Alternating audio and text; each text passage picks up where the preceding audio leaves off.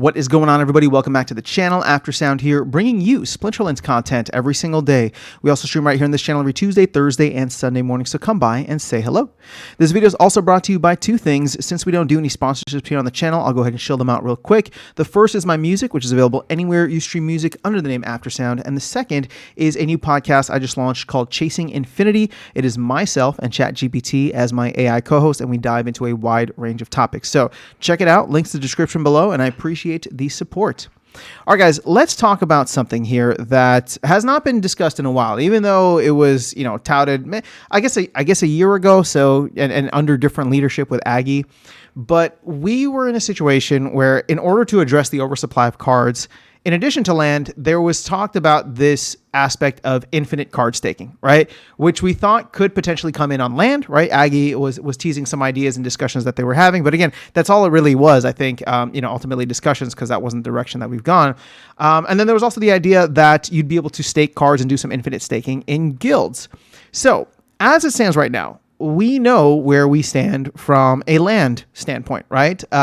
At this point, we know where land is going to be, or what is being worked on when it comes to land over the next 6 months. Cryptomance is on top of it. Cool, right? Like, that's awesome. But I think there's still an opportunity here for us to help clean up a lot of the excess, because I'll be honest, I love what's happening with land, or at least the direction it's ultimately going. It's just, I don't think it's going to pull on a bunch more cards than are already on there, right? We have roughly, we'll just say 20% of land being worked. And again, that's from a DEC perspective, not necessarily a card perspective, but you can still tell there's a huge oversupply of cards in the ecosystem. And one way that I think could be, solid in terms of getting a lot of these excess cards off the marketplace is by doing just something small with guilds. Now, I know there was the Guild Alliances idea that got stripped down into like just guild buildings idea. And now like we're in a position where guilds just haven't gotten any love in years. And I don't know how much work this is going to require, but I want to propose something that will not be a ton of work, ideally, right? I'm hoping that either you guys here, or if this ever reaches the team, they're able to figure out a way in which this doesn't require a lot of work, but adding just one building or one aspect to guilds that allows for this infinite card staking. Now, the idea behind this is, and you could say card burning, right? Although I think card staking, more people will be able to stomach that, because then, especially because we moved to the guild points thing versus DEC, you don't want to burn cards and then you get kicked out of your guild, or you don't have control. If you decide to leave your guild, you get all these cards back, right? For example. So in my opinion, whether it's like the sacrificial altar or the eternal, whatever, I'm sure they, creative is awesome. They can come up with a cool idea for it. But the way that I'm thinking about it is you just add one building. It doesn't need to be a bunch of things. But where you can add more value, right? When you go into your guilds, for example, let me actually go into mine here. I forgot which building it is. I think is it the lodge that essentially gives you, the glint bonus, right? So you're getting like up to a 20% bonus. This there's two ways in which we could do this. If you want to impact this, then you create this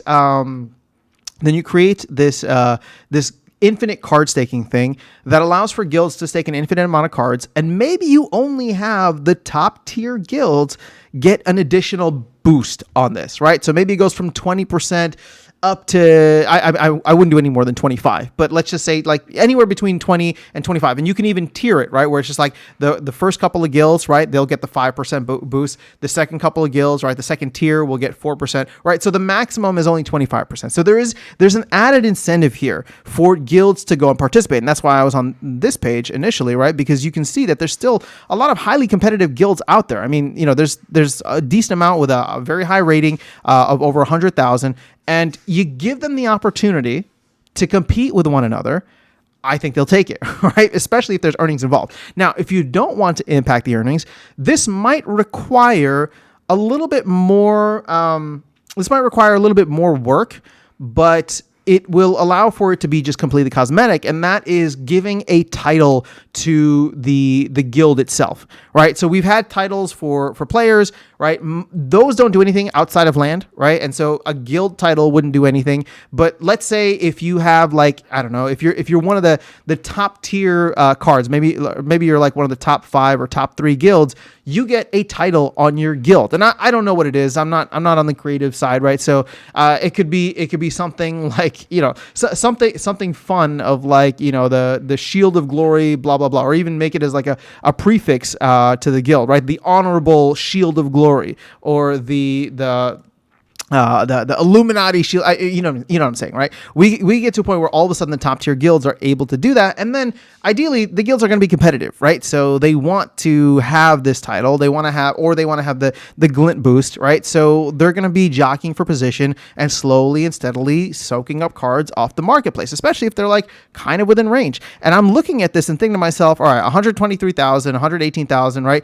And again, this is just rating, so I don't even know like where the whales are in terms of all these guilds. But I can imagine them wanting to jockey for position and looking and saying, you know what, there's a couple penny cards on the marketplace. Let me help my guild out, right? And all of a sudden we're just stocking up CP in these guilds. So that's just a rough idea of what I have right now. I am more than happy for you guys to take it, run with it, poke holes, add to it, right? Because it doesn't even necessarily need to be guilds. It doesn't need to be a glint boost. It doesn't need to be a cosmetic title.